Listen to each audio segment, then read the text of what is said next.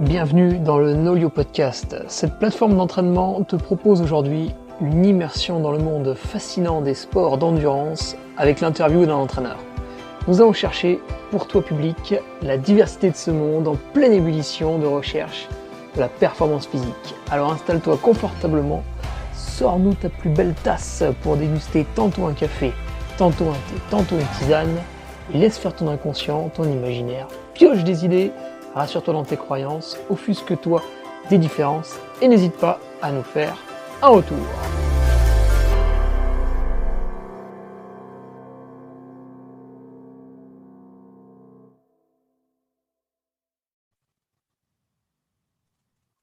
Allez, bonjour à tous, vous êtes sur le NolioCast, épisode numéro 8 et aujourd'hui nous nous entretenons avec Lucie Jamsin. Lucie, bonjour. Bonjour Hugo. Alors, Lucie, pour te présenter brièvement, tiens, tu me diras si je fais des erreurs d'ailleurs. Donc, tu es athlète trail depuis pas mal d'années. Tu étais domicilié dans le nord de la France avant. Et à peu près en même temps que tu es venu un peu dans le sud, dans l'Ain maintenant, eh bien, tu as passé tes diplômes pour devenir coach, c'est ça? Oui, c'est ça. Alors c'est vrai que je suis arrivée dans l'Ain parce que j'étais passionnée. En tout cas, j'ai découvert une passion pour la montagne et la course en sentier, donc le trail running. Donc je suis arrivée ici fin 2016. Et puis un an ou deux après, m'est venue l'idée de me lancer dans le coaching. Donc j'ai repassé des formations pour pouvoir encadrer et aujourd'hui je suis devenue entraîneur et coach à 50% puisque je suis encore aussi sapeur-pompier professionnel. Ah oui, c'est ça. Moi, j'avais souvenir d'un reportage sur toi. Tu étais dans la gendarmerie, c'est exact? Alors les pompiers, mais ça reste un corps qui est ressemblant. Mais non, j'ai toujours été pompier, jamais gendarme. Ah ok, ouais, tu vois, je dois mal me souvenir, mais ça datait, hein. C'était un reportage qui avait eu lieu en même temps que tes débuts en tant qu'exploit sportif. Alors, les exploits sportifs, on va y revenir, mais on va tout de suite attaquer avec justement ces formations que tu as passées plutôt récemment, parce que c'est vrai qu'avant toi, on a eu Éric Lacroix qui entraîne depuis 1985, donc on avait face à nous un autre type de coach, et c'est ça qui fait la beauté des choses. Alors toi, en plus, tu es la première coach féminine sur le NolioCast. On encourage les autres à venir, il y en aura d'autres de prévus. Quelles sont tes formations, du coup, Lucie?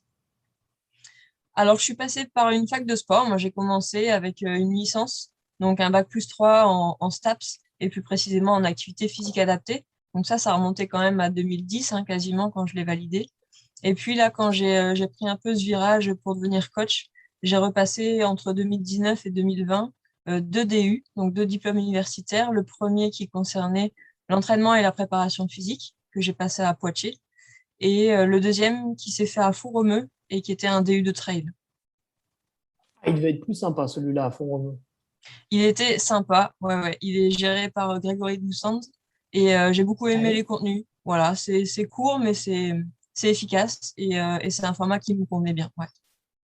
C'est-à-dire, c'est court, un DU, ça représente combien de C'est-à-dire temps? qu'on a dû avoir, donc on a eu, étant donné le Covid, on a eu des séquences qui se sont faites en distanciel, donc en visio. Ah oui. Et puis ensuite, on est allé une petite semaine à Font-Romeu au mois de juin. Et puis le reste de ce qu'on a fait en distanciel, ça a été l'équivalent d'une semaine. Donc en gros, c'est un DU qui dure le volume de 15 jours au cumulé sur une année scolaire et qui permet d'acquérir des bonnes bases en trail running. Et Grégory Doucand est très ouvert à la discussion. C'était très intéressant d'échanger avec lui pour avoir un peu plus, voilà, de précision sur certains points en ce qui concerne la performance en trail. Grégory Doucet, il faisait pas du VTT, ce Exactement. garçon-là? Oui. Il a un truc de descente, non? Alors attends. Ah oui. Ah, il court un petit peu aussi maintenant. Ouais, ouais. D'accord. Ok, ouais, moi je me souvenais de son nom en VTT quand je pense qu'il faisait de l'enduro même. Voilà. D'accord, d'accord. Et qu'est-ce que justement qu'est-ce qui t'a poussé à venir faire des formations comme ça? Parce que toi, tu as démarré en étant athlète. Qu'est-ce qui a fait qu'un jour tu t'es dit, tiens, mais en fait, j'ai envie de peut-être comprendre pourquoi ton entraîneur que tu avais te donnait tel ou tel plan? Ou d'aider les gens, je sais pas. C'est ça. Non, non. Initialement, c'était vraiment l'envie de pousser un peu plus la performance. Donc, en ce qui me concernait, donc ma propre performance, mon propre entraînement, j'avais besoin de comprendre pourquoi je m'entraînais, comment le faire et comment progresser davantage. Surtout quand ça fait déjà 20 ans que tu cours, pour progresser encore plus avec la nouvelle génération qui arrive derrière.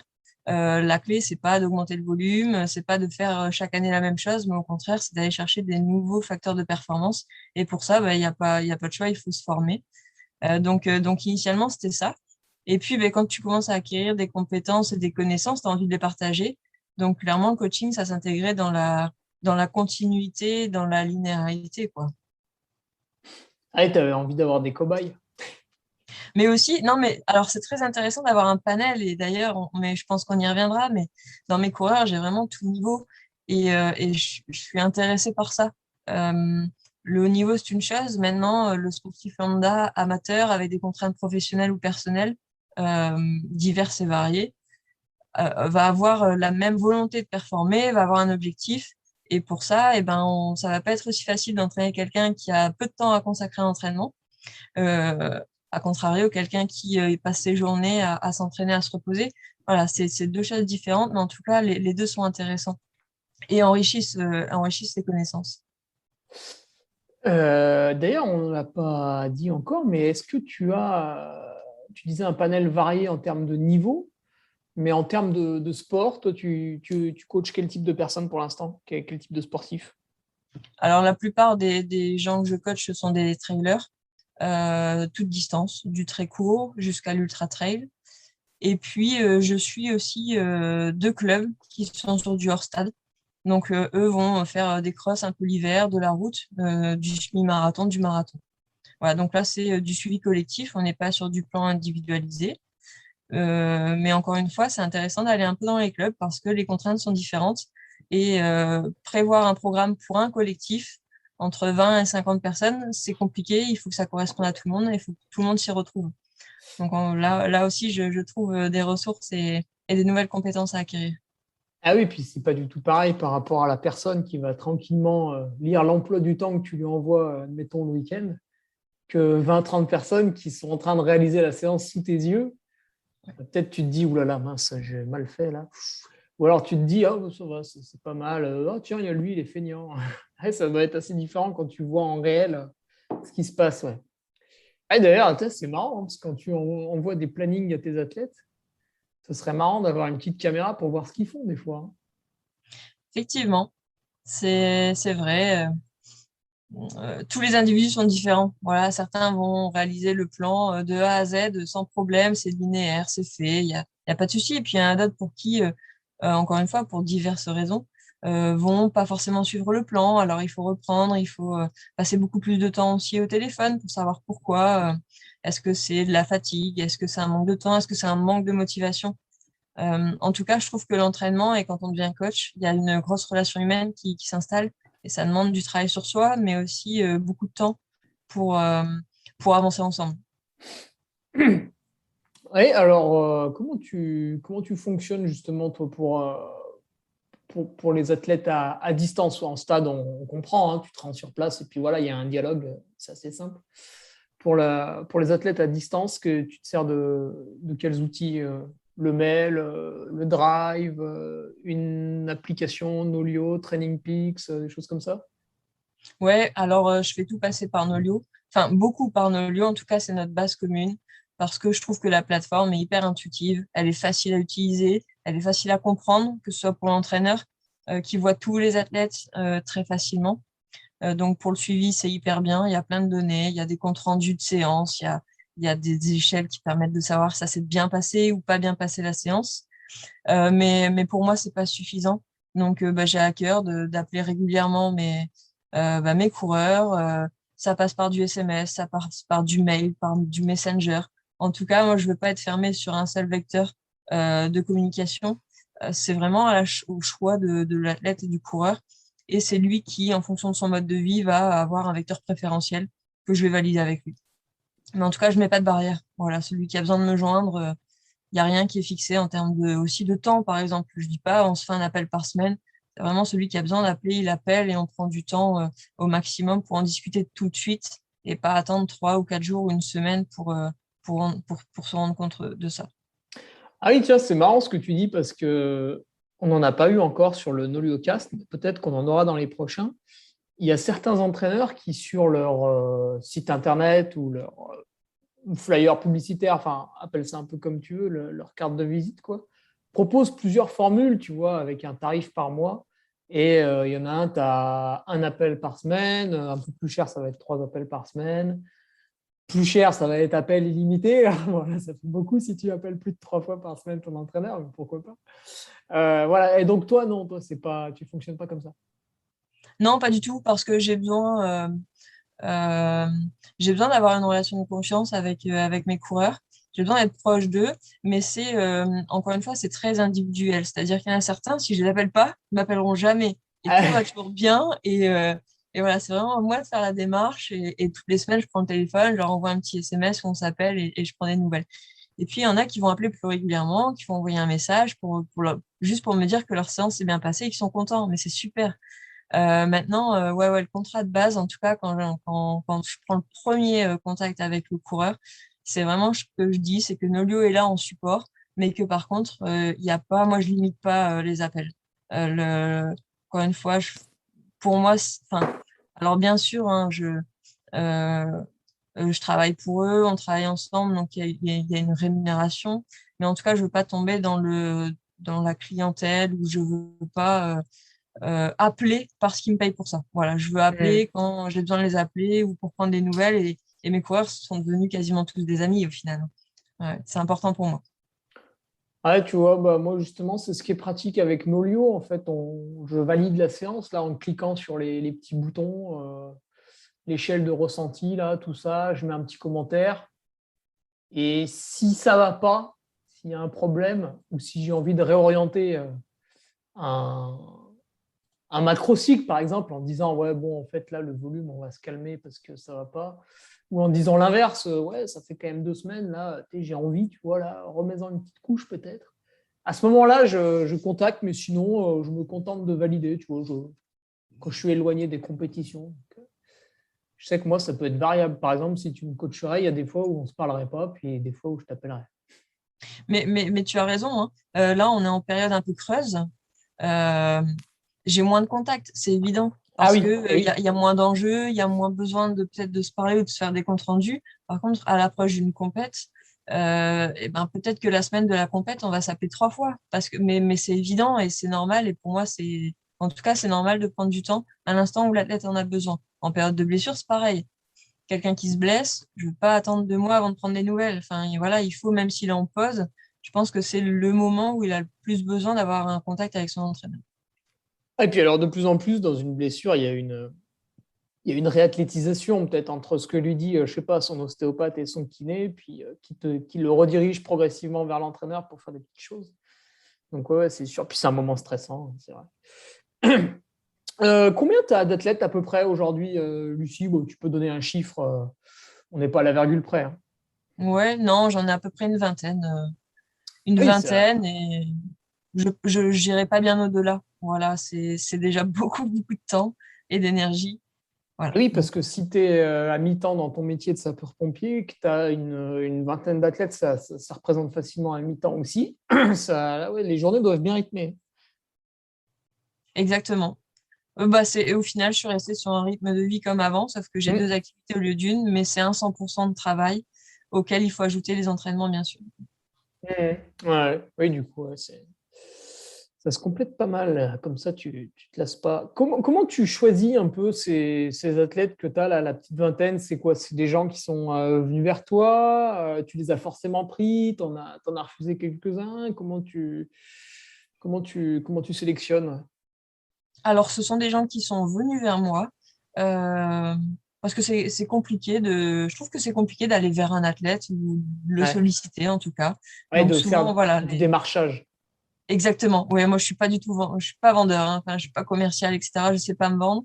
Voilà, je préfère que les gens viennent vers moi parce que ça veut dire qu'il y a une réelle envie de travailler ensemble. Ça m'est déjà arrivé d'en refuser. Alors, pas au premier appel, c'est compliqué, je trouve, parce que sur un premier appel, on peut se faire une mauvaise idée, mais parfois, très vite, je m'aperçois que ça va pas coller et c'est souvent sur le plan de, pas forcément de l'objectif sportif, mais plus ce qu'il y a autour. Voilà, parfois une mauvaise impression, on se dit que ça va pas coller, qu'on va pas y arriver ensemble, et auquel cas, d'un commun accord, on lâche vite l'affaire, ça arrive, ça. Ouais, bah, c'est vrai que, tu vois, depuis qu'on fait ce NoLioCast, j'interviewe tout type d'entraîneur. Donc, toi, tu es la 8e et c'est quasiment une 8e version, en fait, que tu es en train de nous livrer. Donc, forcément, en fait, tout le monde ne peut pas être entraîné par le même type de personnes.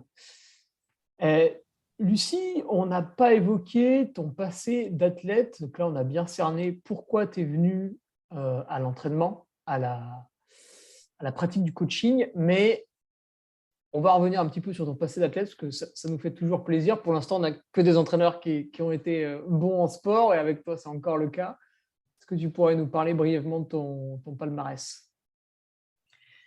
Oui, alors le gros de mon palmarès, enfin, en tout cas, je pense que j'ai commencé à émerger en 2013 avec la course de montagne. Ça a été mes premières aventures en montagne et ça a été un régal, hein. J'ai découvert très vite l'équipe de France avec une sélection qui arrive comme ça, qui n'était pas prévue, hein. Je vais au championnat de France de course de montagne, je termine deuxième, j'ai la chance d'avoir les portes de l'équipe de France qui s'ouvrent. Et derrière, c'est un peu la grosse machine. Je découvre un monde que je connais pas. J'arrive en stage, c'est un peu la vie dont je rêvais. Moi, j'ai toujours rêvé, gamine, d'être sportive de haut niveau. Ça a toujours été compliqué. C'est compliqué, bien sûr, hein, les places sont limitées. Et quand j'arrive en équipe de France, c'est le début d'une belle aventure. Donc voilà, 2013, depuis, il y a 7 ou 8 sélections en équipe de France, je crois, course de montagne et trail le confondu. Le projet de venir s'installer en montagne, il en découle bien évidemment parce que de là-haut, du Pas-de-Calais, c'était compliqué de s'entraîner, hein, d'avoir des bonnes conditions d'entraînement pour le trail running notamment. J'ai commencé le trail en 2014, fin 2014 sur le marathon d'Écosse. Et puis derrière, encore une fois l'envie d'aller un peu plus haut sur des distances plus hautes et de m'entraîner sur les plus longues distances parce que je m'aperçois que plus c'est long et plus je me régale. Et puis plus c'est difficile. Et je crois que je suis quelqu'un qui a besoin de se challenger. J'ai besoin de repousser un peu les limites, d'aller voir ce qu'il y a derrière, de sortir de ma zone de confort. Donc au final, j'en arrive aujourd'hui à, depuis 2 ans, courir des ultra-trails. Mon premier ultra, je l'ai gagné. Et puis surtout cette année, si ça peut être, c'est une de mes plus belles performances, c'est ma 7e place sur l'UTMB. Voilà, c'est quelque chose dont je suis fière parce que faire un tour de ce Mont Blanc, c'est quand même quelque chose. En tout cas, dans mon esprit, ça représente vraiment quelque chose. Et puis être au niveau enfin plutôt au milieu de ce plateau d'élite et pouvoir faire un petit quelque chose, franchement, ça m'a créé beaucoup d'émotions et je pense que ça a créé beaucoup d'émotions euh, enfin avec mes amis, ma famille et les gens qui étaient présents. Donc ça rend la chose très belle, ça donne envie de continuer. Et puis, tu étais 3e française à l'UTMB. C'était très international cette année encore. Ben oui, c'est l'avantage d'un UTMB, c'est qu'on sait qu'il va y avoir du monde, on sait que le monde entier sera là, et on sait que personne ne sera là pour faire une course de préparation. C'est-à-dire que l'UTMB, Ah c'est oui. forcément un objectif pour tout le monde, et donc normalement tout le monde est à peu près à son meilleur niveau. Bon, on oublie les blessures et tout ça, mais ça concerne tout le monde. On n'est jamais à 100% de ses capacités, je pense, parce que une prépa UTMB ou une prépa diagonale, c'est toujours des prépas qui entraînent forcément des doutes, et puis des fragilités, bien sûr. Hmm. Ça, tu dois peut-être t'en rendre compte maintenant, surtout que tu es en tant que coach, c'est qu'en fait, il faut déjà survivre à la prépa pour arriver en course. Mais ça peut être dans tous les sports, tu vois, même pour des efforts un peu plus courts comme la course en montagne. Souvent, les athlètes, voilà, ils vont être sujets à un petit claquage, peut-être une déchirure de temps en temps en faisant des séances de vitesse. Sur des courses longue distance, ils vont être sujets à une blessure parce qu'ils sont fatigués, ils se sont pris une racine, ils sont tombés. Ça m'est arrivé. Donc, déjà, ouais, pour arriver sur la ligne de départ, il faut déjà avoir réussi tous ces entraînements. Et c'est pas le plus simple, ouais. Ça, c'est assez intéressant parce que tu es quand même parti de courses, de formats de courses qui font à peu près 1 heure pour passer sur des formats au-delà de 24. Donc, tu as balayé pas mal d'efforts. Et aujourd'hui, par exemple, les gens que tu coaches, tu disais, c'était sur quasiment toutes les distances aussi. Oui, c'est ça. Alors, j'ai pas de très jeune public dans mon panel de coureurs, hein. Le plus jeune a 23 ou 24 ans. Donc, ils Ah oui, s'orientent quand déjà même. sur des courses d'une vingtaine de kilomètres et j'ai pas de jeunes qui vont aller sur du format 10 kilomètres ou courses de montagne. Mais par contre, j'ai par exemple des gens qui arrivent avec une problématique de surpoids, par exemple, et qui vont avoir comme premier objectif de courir un 20 kilomètres, ce que je trouve génial, en fait. C'est tellement intéressant, j'adore. Et puis, bien sûr, à côté de ça, j'ai aussi des gens qui vont préparer une diagonale ou un peu plus court, une TDS. Voilà, enfin, j'ai des ultra-trailers aussi. Donc, c'est bien. Il y en a qui veulent courir vite, il y en a qui veulent courir longtemps, il y en a qui cherchent à. Leurs objectifs sont divers et variés, encore une fois, parce que propre à chacun. Ça, c'est top. Ouais, j'avais vu sur les lignes d'arrivée, donc vu que je suis speaker, c'est vrai que des fois, tu en as qui passent la ligne. On voit clairement hein, qu'ils sont en surpoids par rapport aux autres. Et souvent, c'était un beau défi personnel et c'est des gens qui ont beaucoup d'émotions une fois que la ligne est franchie. Et franchement, c'est pas toujours les gens qui sont tout derniers. Il y en a Mm. qui ont vraiment quand même beaucoup de mérite, qui arrivent presque dans le milieu de peloton. C'est assez impressionnant. Puis bon, après, j'imagine que ça doit s'affiner au fil du temps. Mais ouais, c'est sympa. Pour revenir un peu dans l'entraînement, Lucie, donc tu nous disais que tu utilisais Nolio. Comment tu doses un petit peu, de quels outils tu te sers, peut-être sur Nolio ou toi d'un point de vue personnel, pour évaluer la charge d'entraînement. Alors peut-être celle que tu vas donner à tes athlètes, puis celle que finalement ils vont faire, tu vois, qui vont te transmettre. Alors, ça a coupé un petit peu, donc tu veux savoir comment je mesure la charge d'entraînement de mes athlètes, on est d'accord? Ouais, alors c'est ce que je vais faire. Je vais arrêter ma vidéo parce qu'il m'a dit que ma connexion était un petit peu faible. Alors c'est bizarre, il ne l'a pas fait ce matin.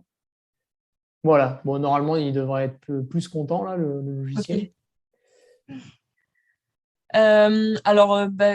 Nolio est, je trouve, un très bel outil et moi j'aime bien travailler tout simplement avec. Alors bien sûr, j'ai des tableaux de suivi des kilométrages, des volumes semaines, avec quelques données qui nous permettent de rester cohérents, surtout sur des préparations de longue distance, parce que bien sûr, si on prépare un ultra, il faut quand même un minimum de volume semaine, il faut des cycles qui soient un petit peu dimensionnés. Ça on est d'accord. Par contre, ce qui va être important, moi, ce que je regarde beaucoup, c'est le RPE, hein, c'est Foster. Pardon, c'est le RPE, donc sur la séance, euh, avec le ressenti, la sensation de l'effort, etc., la perception de l'effort. Il faut pas que ce soit discordant avec le type de séance. Quand je demande une séance sur piste, on peut pas être à 3 sur 10 en termes de perception de l'effort. A contrario, quand on fait un footing, s'il me dit qu'il a 8 sur 10, c'est que soit il est très fatigué, soit il n'a pas couru au rythme que je voulais ou que je lui ai demandé. Et puis à la fin de la semaine, j'aime bien aussi regarder un petit peu Foster, donc qui est la charge globale d'entraînement et qui reprend un petit peu ces données de temps et de perception d'effort de l'athlète. Et Foster, je trouve que c'est un bel indicateur, euh, suffisant en tout cas pour mesurer la charge d'un athlète à court terme. Hmm. Et ça arrive un petit peu justement que toi, tu estimes un peu une charge, puis finalement, l'athlète, bah, soit c'est très facile, soit c'est vraiment très dur pour lui. Qu'il te fasse un retour qui te semble un peu incohérent par rapport à ce que tu avais prévu. Oui, après, ce qui permet surtout de faire le lien, c'est la connaissance de l'athlète. C'est aussi son environnement à lui. C'est-à-dire que quelqu'un qui travaille normalement sur une base de 35 ou 40 heures semaine, déjà, quand tu lui mets 15 heures d'entraînement semaine, c'est Ah oui, c'est déjà beaucoup. plutôt bien. Ouais, c'est déjà beaucoup. Donc, il y en a certains qui vont bien le vivre et puis il y en a d'autres pour qui ça va être compliqué. Et en tout cas, je garde toujours un œil là-dessus. On peut pas faire n'importe quoi. Il y a des gens qui bossent. Voilà, à partir du moment où ils sont pas en vacances, c'est compliqué de mettre de la charge. Donc certains, à 10 heures vont être un peu limités, puis d'autres à 20 heures vont être plutôt pas mal. Donc encore une fois, c'est la connaissance de l'athlète et de son environnement qui va nous permettre de déterminer ça au départ. Et puis, s'il y a une vraie discordance, alors il faut réajuster et très vite. C'est-à-dire qu'il faut pas dire à tout prix, j'avais dosé 15 heures ou 20 heures et t'es pas capable de les faire, ça va être compliqué. Bah non, au contraire, il faut juste peut-être prendre le temps de récupérer, de souffler, de déterminer pourquoi il y a de la fatigue, parce que c'est pas forcément lié à l'entraînement, hein. On le sait, hein, la charge mentale, En tout cas, la charge s'accumule entre la charge physique et puis le mental, les contraintes du boulot, des enfants, etc. Tout ça, ça s'accumule et on peut très bien être capable en plein mois de juillet de faire des semaines et de les assimiler à 20 heures ou 25 heures et que ce soit pas capable, que ce soit pas possible en fin d'année parce que les fêtes, l'environnement, l'hiver fait que c'est beaucoup plus compliqué. Ouais. Ouais, puis j'avais une petite anecdote marrante. Un mec qui travaille, tu sais, le lundi, il faut qu'il soit au bureau, dans l'open space, en réunion, enfin, tu vois, avec plutôt une bonne apparence. Le gars, tu lui mets un truc de tueur le dimanche, 3 à 4 heures dehors, avec des descentes, de la pliométrie, tout ce qu'on veut. C'est vrai que tu peux pas après l'envoyer comme ça, le rendre à son entreprise, tout fracassé. Il faut faire un C'est peu ça. attention. Tiens, dans les outils que tu utilises peut-être, alors, est-ce que si certains font des entraînements en vélo, tu aurais la puissance? Est-ce que, à peu près dans tous les sports, tu fais la variabilité cardiaque? Est-ce que tu utilises un peu ce genre de choses? Alors sur le vélo, je commence seulement à m'y mettre. J'ai acquis moi-même un vélo d'appartement connecté il y a peu de temps et je sais qu'il y a des indicateurs qui Ah peuvent oui. être intéressants et que je vais creuser sur le home trainer justement, que j'utilisais pas jusque-là. Ah, ça, c'est Ensuite, on pas a un mal, petit... hein, franchement. Et ouais, je sais, mais je suis un peu Et en retard là-dessus. ça tue la monotonie aussi, je trouve. Oui, Au-delà de la pure performance, ça te met un vrai objectif quand même. je suis d'accord. Ça permet d'éviter de s'endormir, je pense. Et puis encore une fois, c'est des indicateurs intéressants, tant dans la progression de l'athlète que dans sa récupération, pour déterminer des seuils aussi sur le vélo. À partir de quel wattage je récupère, à partir de quel wattage je suis un peu trop en prise. Voilà, ça c'est intéressant. Et aujourd'hui, je l'utilise pas. Donc, il n'y a rien de grave là-dedans. J'ai des athlètes qui roulent, mais tous n'ont pas un home trainer connecté et tous ne seront pas en capacité d'avoir des données demain. Donc, il n'y a pas non plus urgence là-dessus. Ah oui, parce Là, qu'il y a quand même un réel budget hein, pour celui ouais, qui a une vision du sport, voilà, plutôt dans le sport santé. Ouais, il ne va pas aller mettre 500 ou 1000 euros sur un home trainer connecté. tout à fait. Et après, pour ce qui est de la variabilité de la fréquence cardiaque, par exemple, ce que tu évoquais, alors c'est un outil que j'utilise sur moi. Je suis suivie par le Krebs de Vichy. Donc j'ai quelqu'un qui là-bas en interne lit mes données un petit peu tous les jours et me permet aussi d'acquérir des connaissances là-dessus. Et moi, je commence à lire les miennes, mais avec son expertise à lui. Donc c'est très intéressant. Je pense que c'est un vrai bel outil aussi, alors qu'il fait pas tout. Moi, je mise pas tout dessus non plus, parce que je me suis aperçue, ça fait plus d'un an que je l'utilise, que parfois c'est pas concordant avec la réalité de ma forme ou de ma vigueur physique. Et demain, j'espère que j'aurai la chance de pouvoir le mettre en place avec certains de mes athlètes. Pas tous, encore une fois, parce que c'est pareil, hein, faire des lectures de variabilité de la fréquence cardiaque le matin, c'est quand même conséquent. Moi, je trouve que prendre, là, par exemple, moi, je le fais sur du 11 minutes chaque matin, voire aller à minima 3 4 fois semaine, c'est quand même 10 minutes de son temps tous les matins et c'est un peu lourd. Voilà, je trouve ça Hmm. pas très marrant. Mais pourquoi Ouais, pas le mettre en place demain? ouais, après, bah, c'est à l'athlète de peut-être te dire aussi comment il veut s'investir dans sa pratique. Par exemple, tu en as peut-être que voilà, ils veulent simplement recevoir des séances d'entraînement. Tu en as d'autres qui vont peut-être te demander s'il faut qu'ils se rapprochent, pourquoi pas aussi d'un nutritionniste. D'autres qui vont peut-être te demander au niveau de la prépa mentale s'ils peuvent pas faire quelque chose. Et puis d'autres ouais, qui vont te dire bah tiens, Lucie, est-ce que tu penses pas que le matin, je pourrais voilà, faire cette variabilité cardiaque.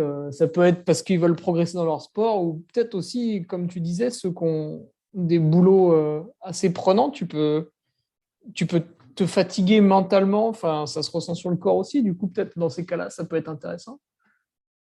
Ouais, complètement. Mais il y a plein de données qui sont lues via la variabilité de la fréquence cardiaque, l'arrivée d'une maladie, d'un virus. Ah oui. Ça se voit à J-24 heures, 48 heures, on est capable déjà de percevoir des signaux. Ça, je trouve ça mais énorme et très intéressant de voir que tout ce qui peut se passer euh, sur le corps se répercute directement sur le cœur et sur la physiologie, quoi. Tiens, bah, anecdote à ce sujet qui est assez impressionnante. quand je faisais du cyclisme, je ne sais plus si c'est l'hiver 2011 ou 2012, je prenais ma fréquence cardiaque tous les matins, mais ça s'arrêtait là, hein, je ne faisais pas de la variabilité. Tu vois, j'essayais, je me posais dans le lit, puis j'essayais de descendre sous les 40 pulses, et de temps en temps, j'arrivais à 35. Et un jour, j'ai eu une mononucléose. Mais bon, ça, pareil, tu mets 2 ou 3 semaines avant de t'en rendre compte, le temps de faire des prises de sang. Et en fait, le matin, ma fréquence cardiaque était passée de 35 à 70. Tu te rends compte un peu? Alors moi, je sentais que je traînais, je tirais une caravane, comme on dit en vélo. Tu vois. Je sentais que c'était très bizarre et j'étais vraiment pas bien sur mon vélo. Et ouais, le matin, j'étais passé à 70. Donc, moi, j'imagine qu'avec la variabilité, j'aurais pu l'anticiper peut-être encore plus, parce qu'il devait y avoir des signes avant-coureurs. Mais ouais, une fois que le mal était là, x2 sur la fréquence. La personne qui te suit à Vichy, est-ce que c'est quelqu'un qui donne des cours au DE? Il y a un diplôme pour le triathlon à Vichy?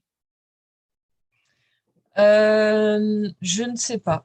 Non? Ah ouais. J'avoue que je ne sais pas. Je sais qu'ils donnent des cours, notamment BPGEPS, par exemple. Ah, c'est Ici, c'est la peut-être formation ça, initiale. je m'exprime peut-être mal. Hein. Non, non, pas de problème. Mais effectivement, ils donnent certains cours, oui. Oui, oui. Ah, bah c'est peut-être ça. Ouais. J'ai des amis qui ont suivi, apparemment, c'est très très bien. D'accord. Et le petit capteur de puissance qu'on voit des fois à pied, c'est quoi la marque? Ça doit être Stride, je crois, quelque chose comme ça. Est-ce que tu utilises ça des fois? Alors non, je voulais m'en acheter un parce que c'est Ah ouais. tentant. J'aime bien un peu lire les données. J'avoue Ah, les que j'aime data. bien analyser. Ouais, j'aime bien. J'aime bien parce que ça permet d'avoir quelques références. Voilà, alors moi, je suis pas geek, je vais pas passer 10 ans dessus, hein. Mais, euh, mais clairement, voir si tu as réussi à optimiser un petit peu et de pouvoir le lire via des PMA, via des puissances voilà, à pied, je trouve ça cool. Voilà. Mais c'est un outil que j'ai pas acheté, non. Non. Je Hmm. pense que ça peut être pas mal. Après, la VMA fait le taf quand même, hein. En course à pied à plat, voilà, ça me Oui. plaît bien. C'est suffisant, mais Ouais, une séance de piste au final avec une simple montre, bon, normalement, on peut s'en sortir. normalement, oui. Et ça, c'est assez récent, mais est-ce que tu as des athlètes ou est-ce que toi, peut-être, ça t'a tenté aussi? Tu sais, ces nouveaux capteurs, la Super SAP1, qui te permettent de lire ta glycémie? Ouais, j'adore. Non, mais pareil, je trouve ça. Alors, effectivement, j'ai suivi un petit peu ça. Euh, mais c'est cool. Voilà, aujourd'hui, il y a plein de nouvelles technologies qui arrivent et je pense que ça va nous permettre de progresser encore plus vite parce qu'on a des données encore plus et ça va nous permettre d'optimiser forcément l'effort, notamment pour le cas de la glycémie. Quand est-ce que je mange, quand est-ce que je suis en carence, est-ce que je mange trop, etc. Je trouve ça cool. Hmm. Maintenant, je t'avoue que j'ai pas été voir le mode de mise en place. Est-ce que c'est facile, est-ce que c'est cher et tout ça. Mais c'est C'est bien, ça cher. bouge. Voilà. Ouais, j'imagine. Le capteur, il va te coûter à peu près une soixantaine d'euros et dans le meilleur des cas, il va durer 2 semaines. Ah ouais. Je dis ça parce que ma compagne étant diabétique, elle a le capteur, bon, elle au quotidien, c'est pas pour s'amuser à voir ces variations, mais et c'est rare qu'ils tiennent les 2 semaines. Souvent, voilà, ça se détache pour diverses raisons. Une chute, par exemple. Mais c'est vrai que c'est assez impressionnant. Des fois, tu ingurgites des aliments et il y a des réactions qui sont très souvent, en fait, tu le sais, mais de temps en temps, tu es quand même surpris. Donc, ça vaut le coup. Alors, je ne sais pas si ça va se démocratiser ou pas. J'imagine que quand la première montre cardio est sortie, on devait être un peu sur les mêmes types d'hallucinations. Mais c'est vraiment pour les gens un peu curieux, c'est assez intéressant. Et c'est vrai que sur les efforts longs, que ce soit Ironman ou Ultra Trail ou l'ultra cycling aussi, qui prend beaucoup maintenant, Oui. à un moment donné, tu sais plus trop quoi manger. Ouais, et puis ça peut être pas mal de voir un peu où est ta glycémie, parce que des fois, tu n'as pas forcément besoin, des fois, tu as besoin. Enfin, moi qui pratique l'ultra-distance, c'est vrai que j'ai beau arriver avec un plan alimentaire plutôt bien pensé à la base, ça part un peu en cacahuète des fois, donc ce serait peut-être bien d'avoir une donnée chiffrée 3 ou 4 fois dans la course. Oui, je comprends pas ce que tu dis. Non, non, on est d'accord. On est d'accord. Et est-ce que ça t'intéresserait justement d'augmenter tes compétences? On en reparlera peut-être après, en passant, tu vois, peut-être d'autres modules qui vont te permettre de commencer à toucher un peu à la nutrition ou par exemple à la prépa mentale pour aider tes athlètes. Alors oui, c'est des choses qui m'intéresseraient parce que moi-même, je suis suivie sur le plan nutritionnel depuis 2015, je crois maintenant, donc ça Ah fait un ouais, petit nombre d'années.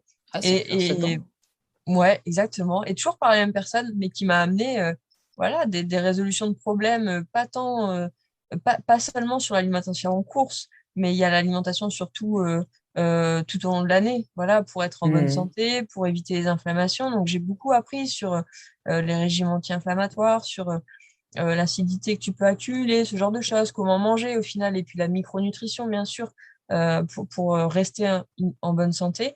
Ça, c'est des choses, mais je trouve ça fascinant. Enfin, j'adore. Voilà, je pourrais passer mon temps aussi à parler de nutrition parce que, alors, j'ai pas les connaissances et je suis pas du tout calée précisément sur le sujet, mais en tout cas, c'est un sujet qui est tellement important dans notre pratique et plus on allonge les distances et plus c'est important de le prendre en compte que oui, bien sûr, un DU nutrition, par exemple, serait hyper pertinent et m'intéresserait beaucoup. Et sur le sujet de la prep mentale, c'est la même chose. Moi, j'ai initié cette année donc une préparation mentale et franchement, pour l'UTMB, ça m'a beaucoup aidé parce qu'il y a des moyens très simples à mettre en œuvre, des processus très simples à mettre en œuvre pour arriver dans de bonnes dispositions et surtout pour contrer l'effet de la fatigue, la démotivation, euh, des événements ou un milieu qui devient un peu plus pénible. La nuit, le froid, la faim, enfin, voilà. Et au final, on a travaillé par l'intermédiaire ce qu'on appelle les TOP, les techniques d'optimisation du potentiel. Et j'ai trouvé ça fascinant parce que j'ai commencé à bosser avec, il s'appelle Cédric Eda, hein, qui bosse sur les tops. J'ai commencé à bosser avec lui et la première séance, je lui ai dit, voilà, je me suis inscrite sur l'UTMB. Mais par contre, moi aujourd'hui, je te le dis franchement, c'est un objectif que j'estime quasi impossible. Enfin voilà, dans ma prépa, dans ma tête, je suis pas prête pour ce type d'objectif. Je lui ai dit qu'une fois. C'est-à-dire que au final, on a construit notre chemin pour arriver jusqu'à un UTMB. Et plus jamais, je lui ai dit, je me sens pas capable parce qu'il m'a mis dans des dispositions qui m'ont fait arriver sur la ligne d'arrivée. Et, euh, et sans jamais, alors c'est pas qu'il n'y a pas de doute, mais en tout cas, dans quelque chose de très positif, de très visuel, de très facile à mettre en œuvre, pour tout le temps rester mobilisé, aller de l'avant et pas s'endormir et voilà, rebondir tout le temps, tout le temps, tout le temps. Donc ça, c'est très, très bien. La prep mentale, c'est pareil, ça prend du temps, il faut se former. Et puis les formations, à chaque fois, coûtent cher, hein. Enfin, c'est quelques milliers d'euros, on s'entend. Donc au final, c'est Ah oui, c'est compliqué vrai, on n'a de pas relevé ce faire. détail, mais qui a son Ouais, importance. Ouais. exactement.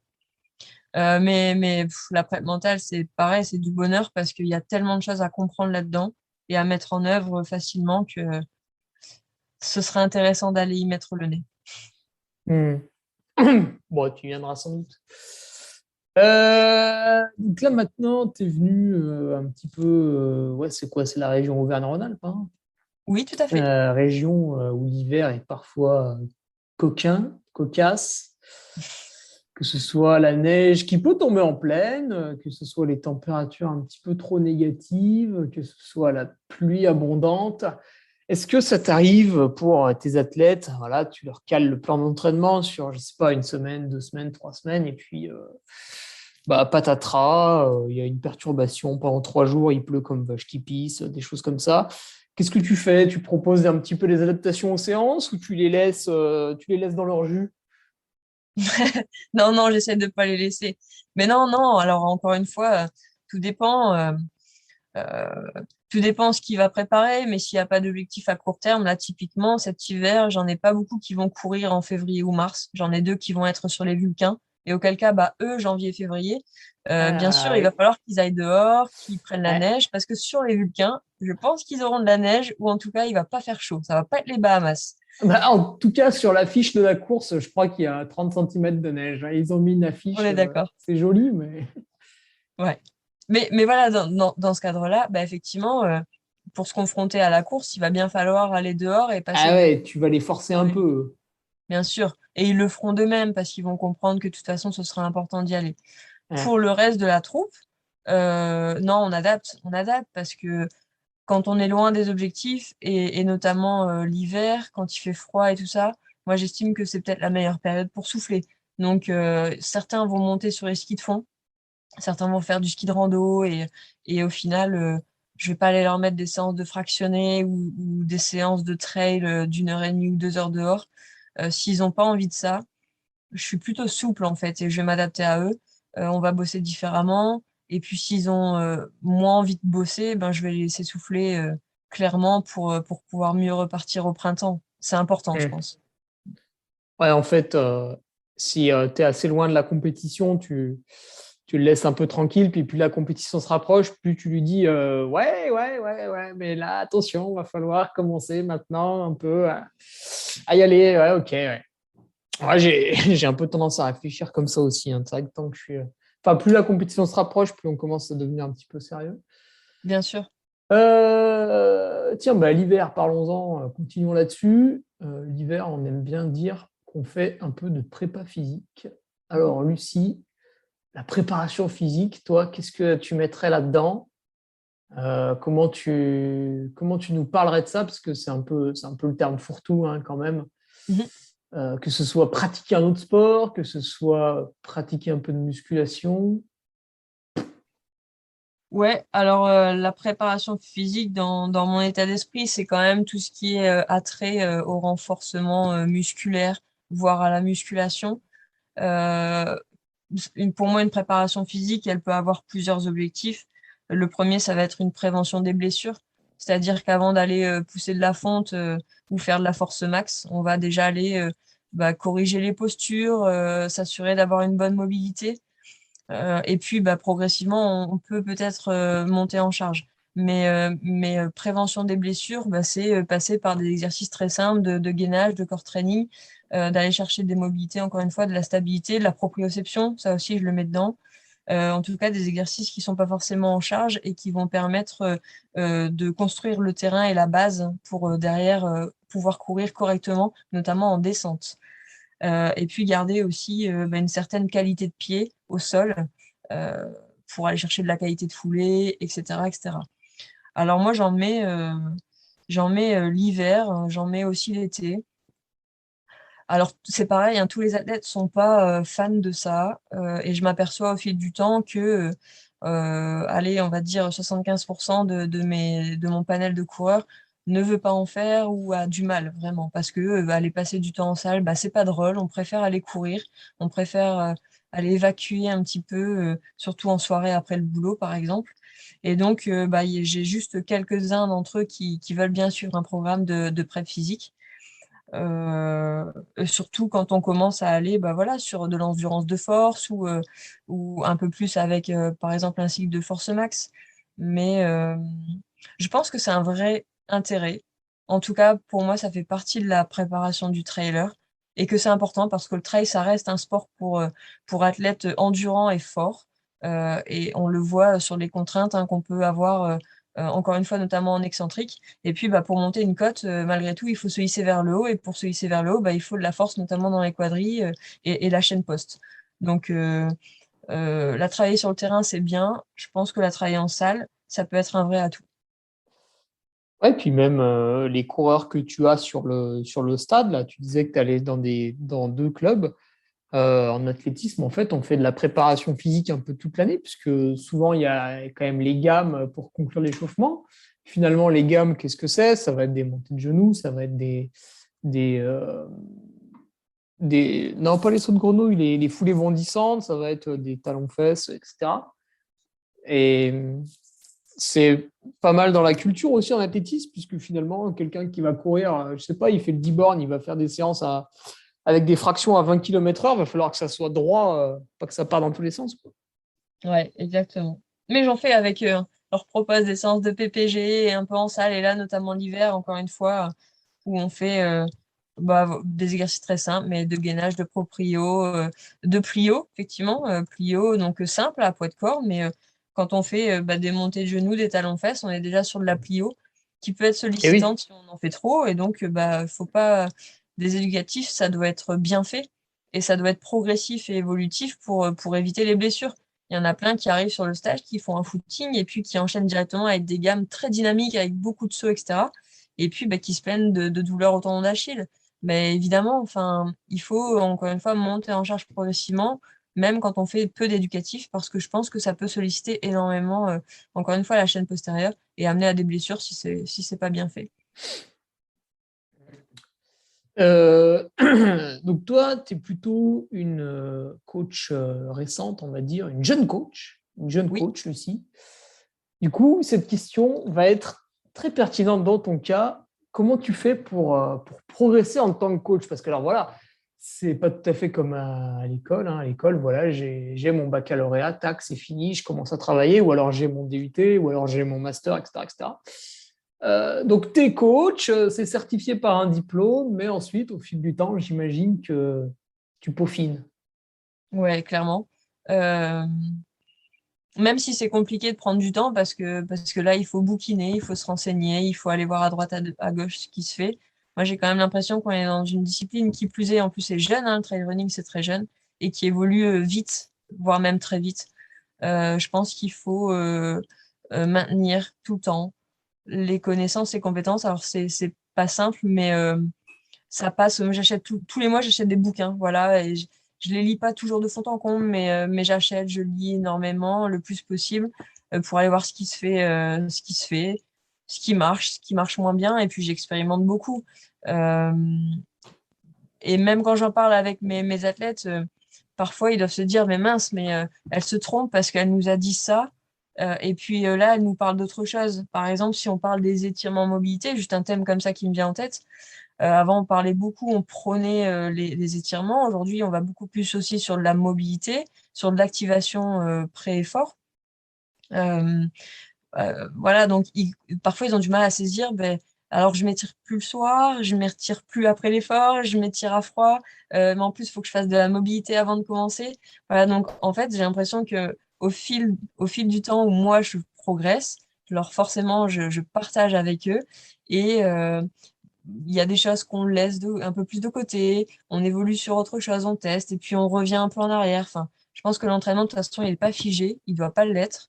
Euh, il va varier d'une personne à l'autre en fonction de fragilité, de faiblesse, de pathologie ou pas, ou de niveau aussi, hein, ça peut varier. Euh, Au final, l'entraînement, c'est très complexe d'avoir un discours unique, et il ne faudrait pas, ni dans le temps, ni avec différentes personnes. Donc, permanence. J'ai l'impression de changer en permanence, d'évoluer en permanence, et c'est une bonne chose. Le jour où je stagnerai, où j'aurai l'impression de rester sur des idées, je pense que je me tromperai dans mon entraînement. Ouais, c'est marrant que tu dises. Ceux qui rechignent un peu aux mobilisations articulaires avant d'aller courir. Il y a un podcast que j'écoute beaucoup, c'est celui de Rudy Koya, là, Super Physique. Et souvent, il détaille un peu de temps en temps ce qu'ils font avant une séance de musculation. C'est vrai qu'en musculation, tu as le cliché, hein, ceux, ils arrivent en salle, tac, développé couché, bam, bam, bam, bam, bam, bam, et quand ils sont fatigués, ils rentrent.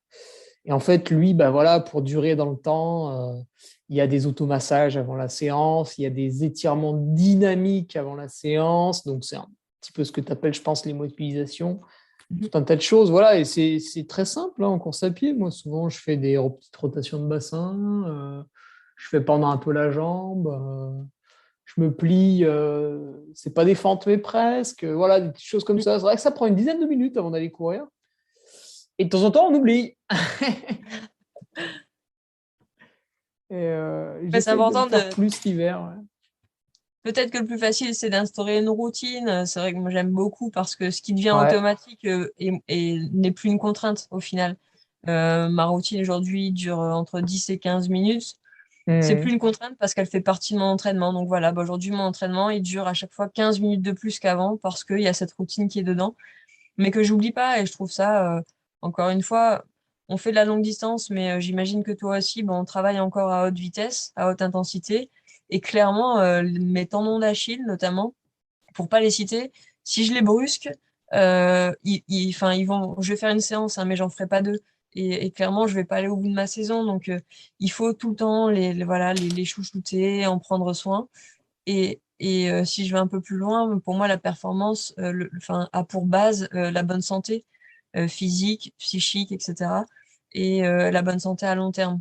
Donc, voilà, il faut rester en bonne santé pour pouvoir performer. Et puis, le sport de haut niveau ne doit pas entacher la santé future. Hmm. Ouais, moi, je le vois plus d'un point de vue performance. En fait, si je bâcle l'échauffement, que ce soit parce que je bâcle les mobilités, parce que je bâcle les gammes, ben, les premières répétitions sur un effort violent, je sais pas, une série de 400 mètres, une série de 1000 mètres, même voir du seuil, la première répétition, elle est toute pourrie. Ouais, En fait, elle fait office de fin d'échauffement, quoi. Et du coup, ouais. tu gâches un peu le temps d'effort. Euh, Est-ce que justement, tu as quelques livres là dernièrement qui t'ont marqué, que tu pourrais recommander un peu aux auditeurs, que tu as trouvé intéressant à lire pour se Alors, en ce cultiver? moment, je suis sur Up de Kylian Jornet, qui a été écrit par Kylian et puis deux de ses collaborateurs, entraîneurs notamment. Ah ouais. J'aime bien la philosophie du truc, c'est expliqué simplement et c'est efficace. Donc ça, j'aime beaucoup. Je me suis aussi penchée dernièrement sur Major Movement, qui justement, encore une fois, on est sur de la Ah mobilité, oui, par exemple. Ouais. ah oui, qui alimente un très beau compte Instagram et surtout sur YouTube, il fait beaucoup de vidéos explicatives. Ouais. C'est un kiné, lui. Oui, je crois. Ouais, ouais. Il est pas mal Donc suivi. intéressant. C'est assez Voilà. intéressant. Il fait des choses, tu sais, il fait un petit peu comme fait Thomas Laure Blanchet sur son compte, des petites infographies très simples, très pertinentes. Ouais. Mhm. Il est récent ce livre Up de Kylian, là, non? Ben, je crois que pas tant que ça. Alors, j'ai pas Ah la ouais? date de Ça me dit sortie en rien, tête, moi. Ouais. mais j'en ai entendu parler. J'ai l'impression qu'il est sorti depuis quelque temps et que j'ai raté le truc. Mais bon, je me rattrape. Je l'ai acheté. Et il est en cours de lecture, presque fini. C'est top. Ouais. Avec Kylian, qui est loin d'être quelqu'un qui fait simplement 3 4 heures de sport dehors par jour, hein. Il est beaucoup plus intelligent que ça, mais Tout à fait. il est facétieux. Et si tu devais nous citer un film ou peut-être plus un documentaire qui t'a un peu marqué, que tu trouves pertinent aussi, ou peut-être pour te donner un peu la motivation l'hiver quand il fait froid, il fait pas beau. Alors, j'avoue que cette année, et notamment pendant le Covid et lors de ma préparation UTMB, j'ai beaucoup regardé les épisodes de l'Ultra Trail World Tour. Ah Euh, ouais. Parce que Et j'aime bien le fait qu'ils montrent les élites, mais pas que. Il y a du peloton, il y a quelques interviews. Les images sont paysage toujours aussi. belles. Et Ouais. puis, ce sont des beaux événements. J'aime beaucoup. Je crois que je les connais tous par cœur. Et c'est vraiment Ah un peu mon fonds de ouais. commerce, quoi. Ça me donne tout le temps des émotions. J'adore. Ça nous met dans l'ambiance des courses. J'aime bien. Ouais. Ouais, il y a les highlights du marathon du Mont Blanc, pas mal de Oui. choses comme ça. Ouais, ouais, c'est vrai.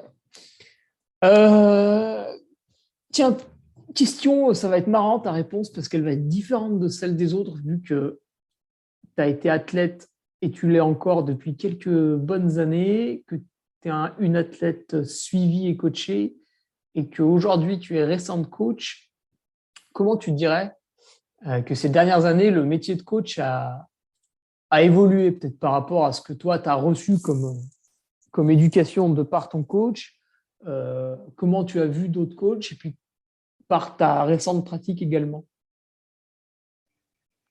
Euh, j'ai l'impression que le métier de coach aujourd'hui, il devient de plus en plus beau. Alors j'ai eu la chance moi d'avoir des entraîneurs qui ont tout le temps été qui ont été un peu les coachs, je vais pas dire parfaits, mais presque quoi.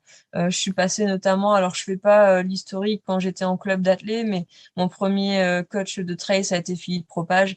En fait, Philippe, il est super humain, c'est-à-dire que clairement, moi j'avais besoin Hmm. d'avoir un entraîneur qui soit de ce style-là, voilà, un peu, enfin présent sans trop l'être, mais toujours bienveillant, jamais dans le reproche.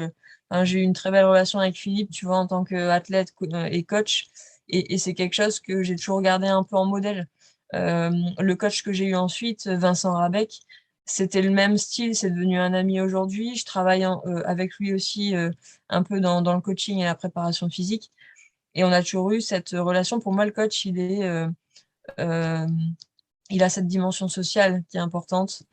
C'est pas juste quelqu'un qui va donner des séances, c'est beaucoup plus. Pour moi, cette présence sans être omniprésent, c'est connaître un petit peu l'environnement de l'athlète sans rentrer dans sa vie privée, en tout cas pas plus que ce qu'il veut nous donner comme information. Et puis, c'est faire en sorte que l'entraînement s'implique et s'imbrique complètement dans l'équilibre, enfin, ce que j'appelle un peu le triangle, c'est-à-dire le sport, le métier et la vie personnelle. Parce que si t'es pas à l'équilibre sur ces trois pôles-là, au final, ton athlète va rien donner, si tant est que voilà, t'en es un qui soit en déséquilibre par rapport aux deux autres. Donc, faut pas oublier cette structure-là qui est importante. Philippe me le rabâchait toujours et c'est toujours resté en tête dans mes coachings. Euh, et je pense qu'aujourd'hui, le coaching aussi, je ne sais pas s'il a besoin de devenir un peu plus informatique et tout ça. C'est vrai qu'aujourd'hui, on a beaucoup d'outils qui permettent de mesurer la performance, qui permettent de mesurer des données, etc. Il y a des coachs qui font très bien sans. Il y en a d'autres qui vont utiliser tout un tas de paramètres pour checker l'entraînement et aller un peu plus loin. Je ne sais pas s'il faut aller sur ce tout informatique, tout data, ou s'il faut rester un peu puriste. Euh, Libre à chacun, je pense que les deux peuvent fonctionner vraiment, et libre à chacun un peu de choisir la voie, encore une fois, peut-être avec l'athlète et la demande de l'athlète, parce que certains vont vouloir ce système, d'autres pas du tout.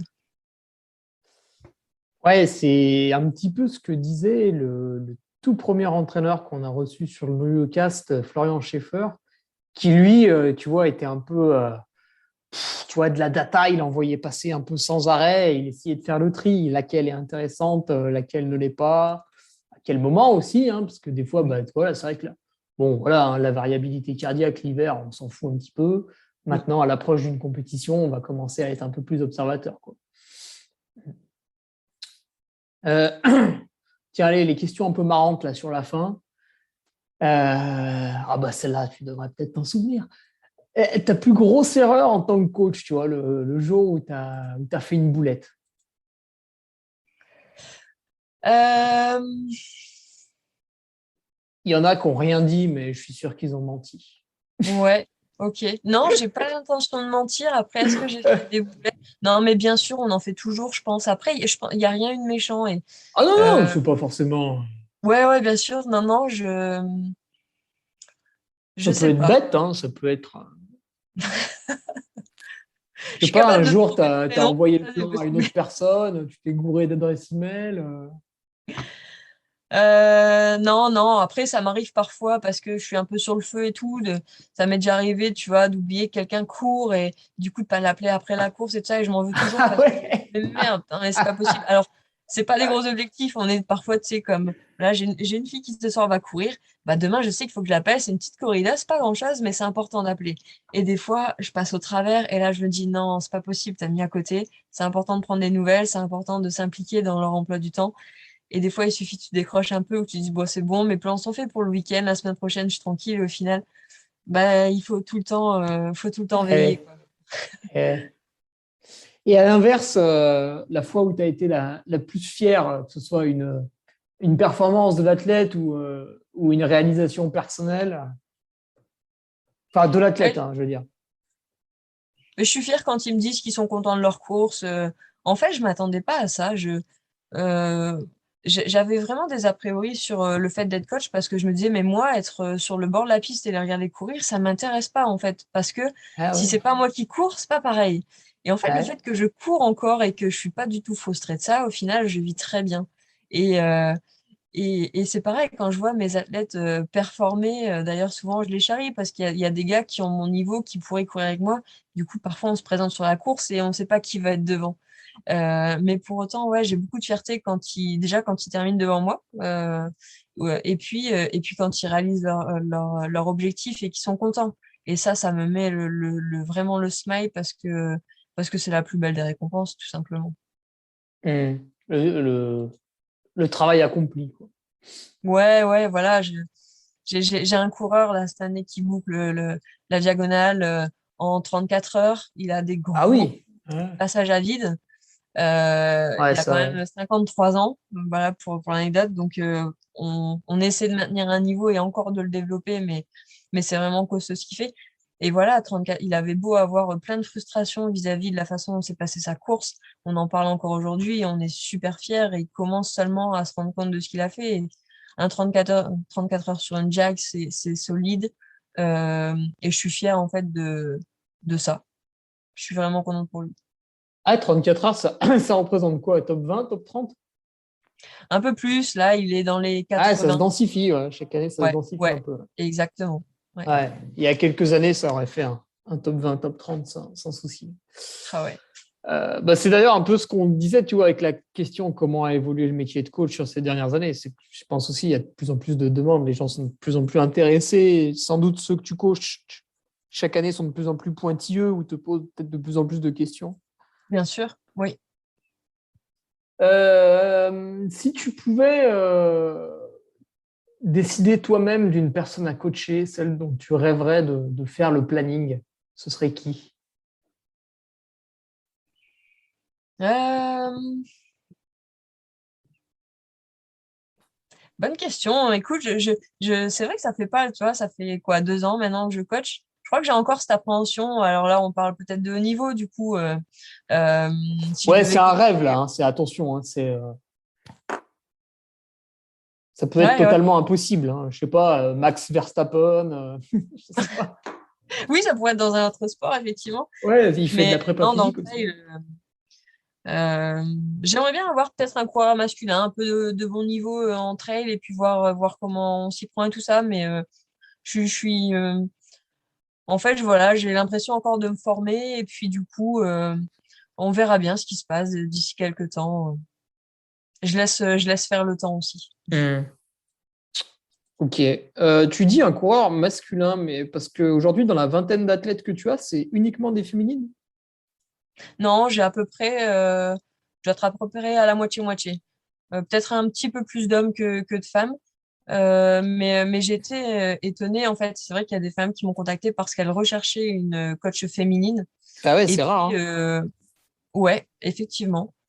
Et puis, bah, les gars, en fait, je m'aperçois qu'ils m'appellent souvent pour les mêmes raisons. C'est-à-dire qu'ils disent, bah, moi, j'aimerais bien avoir une coach femme. Donc, au final, je pense que ce côté féminin, c'est aussi peut-être pour ça qu'ils sont venus vers moi au départ. Et puis peut-être, enfin, certainement aussi le palmarès qui fait que le fait d'être athlète en même temps, peut-être légitime, à tort ou à raison, hein, mais légitime le métier de coach. En tout cas, je pense que le fait d'être athlète aide aussi mon coaching et c'est pour ça qu'on me contacte régulièrement. Hmm.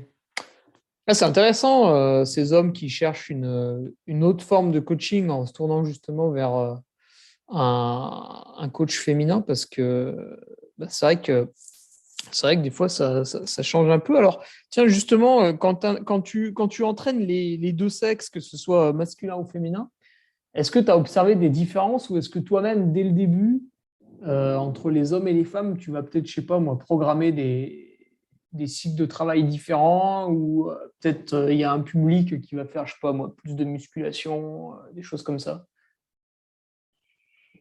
Alors, je trouve que, eh ben, moi aussi en tant qu'athlète, j'avais parfois ces nuances à apporter sur les genres, en me disant, bah tiens, quand je suis avec des filles et que je m'entraîne avec elles, ça se passe plutôt comme ça, et puis quand je suis avec des gars, c'est plutôt comme ça. Au final, je m'aperçois que dans mon groupe, alors peut-être que le fait d'avoir un coaching personnalisé les pousse aussi à tenir quand même plus ou moins bien le planning, Hmm. mais je les trouve plutôt investis tous et plutôt, des fois je me dis, waouh, mais ils sont sacrément motivés. J'en ai, Ah, le sérieux.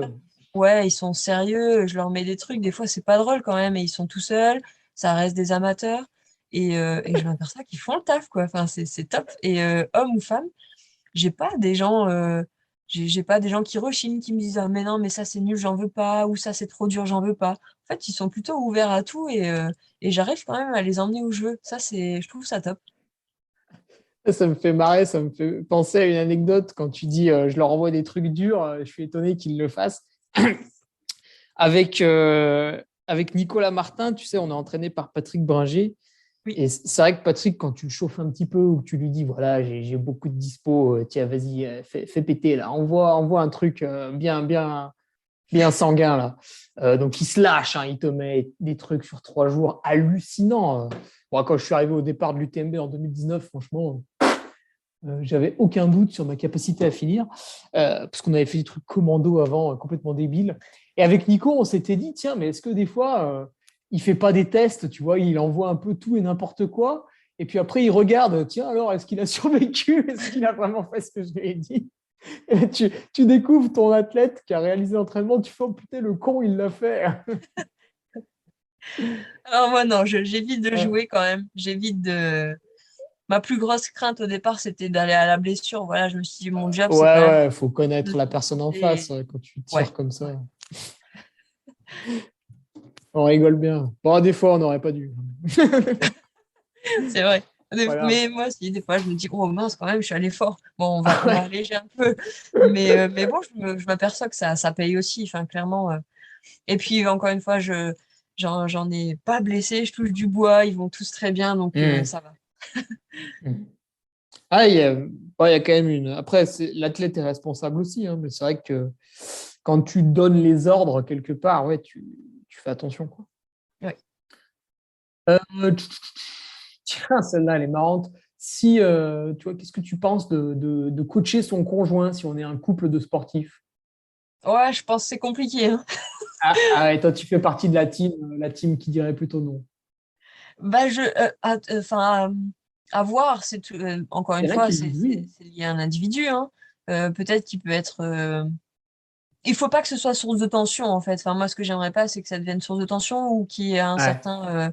Il faut bien que ce soit cloisonné. Voilà, le leadership peut s'installer dans le cadre de l'entraînement. Par contre, de retour à la maison, on n'est plus dans cet ordre-là.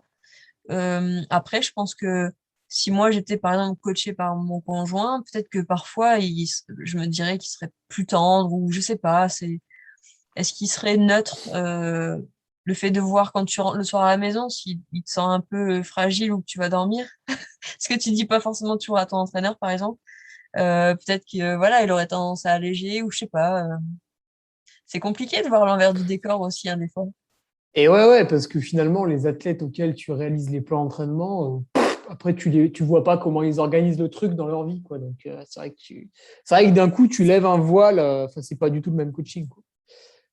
C'est ça. Parce que ton athlète va te dire, j'ai beau les appeler souvent et tout ça, et leur dire surtout, tu me tiens au courant si ça décroche, si tu sens que voilà, là, tes nuits se dégradent, par exemple. Ça aussi, c'est un très bel indicateur, la qualité de nuit. Ah oui, Donc, exactement. ça se dégrade, tu sais très bien que tu es allé un peu trop loin et qu'il va falloir alléger. Mais c'est soumis à la bonne foi de ton coureur. Donc, il faut vraiment cette relation de confiance et surtout pas se cacher en se disant, bah ouais, mais si je lui dis que j'ai mal dormi, elle va alléger le programme alors que j'ai pas envie. Voilà, et donc, Ouais, elle creuse sa tombe, en fait, la personne en faisant ça. mais ouais. Et ça prend du temps quand même à ce que la personne comprenne, vraiment l'assimile et soit en vérité avec elle-même pour pouvoir être en Ouais. vérité avec le coach. Ah, le sommeil, c'est marrant, tu vois, dans les deux cas, en fait, quand je m'entraîne, entre guillemets, pas assez, tu vois, parce que c'est une période légère ou une coupure ou je sais pas quoi, je vais tendance à moins dormir. On va être sur du 6-7 heures par nuit. Ouais. Et si je fais une phase de volume vraiment un peu poussée et tout ça, pareil, je vais avoir un sommeil perturbé et les heures vont diminuer. Et si on est dans un entre-deux, ah, bah là, je dors comme un bébé, 8-9 heures. Tu vois, il y a vraiment une différence. Ah, c'est très intéressant le sommeil, puis c'est peut-être le facteur de récupération le plus important aussi. Et puis ça coûte pas cher, donc tu vois, par rapport à manger des fruits et légumes bio, au point un bon sommeil, c'est gratuit. Enfin, C'est peut-être vrai. un matelas, mais à part ça. Si tu avais un conseil à te donner à toi-même il y a quelques années en arrière, Lucie, qu'est-ce que ça pourrait être? Peut-être, je sais pas, commencer le Clairement, coaching plus tôt. j'ai pas trop de doutes sur la bienveillance. Je dirais être bienveillant avec soi-même. Moi, je pense qu'au départ, quand j'ai commencé, Tu l'étais euh, pas? pardon? Tu l'étais pas? Non, pas sûr. Ah oui, Pas sûr. Mais d'accord. non, parce que enfin, j'ai grandi avec des parents qui m'ont souvent poussé à être. Alors, je leur jette pas la pierre, hein, bien sûr, mais à faire toujours plus, toujours mieux, toujours. Et du coup, j'ai grandi avec ce modèle de. On l'a jamais. On y va toujours plus fort, plus vite, plus. Voilà, on s'arrête Ah pas. Il y a oui. pas de pause, il y a pas de repos. Le dimanche, il y a pas de grasse mat. Enfin voilà, tout ce système-là. Et j'en ai oublié la bienveillance. Donc, je pense que ça m'a amené sur 2014, 2015, des années un peu où je me suis blessée, où je m'en sortais pas, où j'étais clairement fatiguée, je pense. Hein, j'étais à la fin d'un truc. Et il a fallu renaître un peu de ça. Donc, il y a deux choix. C'est soit t'arrêtes, soit tu te dis, bah non, encore une fois, je ne lâche pas. Mais par contre, je m'y prends autrement. Et ben voilà, c'est passé par j'ai commencé à faire de la méditation, à prendre du temps pour moi, à relaxer et à me dire que ben, aujourd'hui tout n'est pas parfait. J'atteindrai peut-être jamais le niveau que j'espérais quand j'étais gamine. Mais pour autant, ce que je fais, c'est bien. Enfin voilà. Et il y a de la gratitude à avoir, il y a de l'autosatisfaction, il y a de l'autofélicitation, et puis la bienveillance avec soi-même, se dire bah ok, aujourd'hui, je m'accorde le fait de pas aller courir parce que c'est pas cohérent, parce que c'est pas écologique avec moi-même, parce que c'est pas responsable et parce que bah voilà, il y a pour tout un tas de raisons encore une fois. Et par contre, je me frustre pas, je m'engueule pas, mais juste j'accepte ça pour mieux repartir demain et etc etc. C'est très intéressant ça. D'accord. Ah oui, tu t'écoutes plus, quoi, un peu. Ouais, je m'écoute. Alors, j'entends les signaux qu'on m'envoie. Après, je sais pas si je Ouais. m'écoute. Voilà, il y a une distinction à faire. Ah oui, J'entends, j'écoute, ouais, t'entends, quoi, mais déjà. Ouais. non, mais Bon, il faut bah, prendre son temps. allez, pour conclure, est-ce que tu aurais un coach à nous suggérer que tu voudrais voir figurer dans le NoLioCast? Dans le NoLio Podcast. Ouais, j'aimerais bien. J'aime beaucoup Malardé, Ah, bah, Christophe Malardé. il est prévu, ouais. Oh, génial. Eh Enfin, ben, il est écoute, prévu.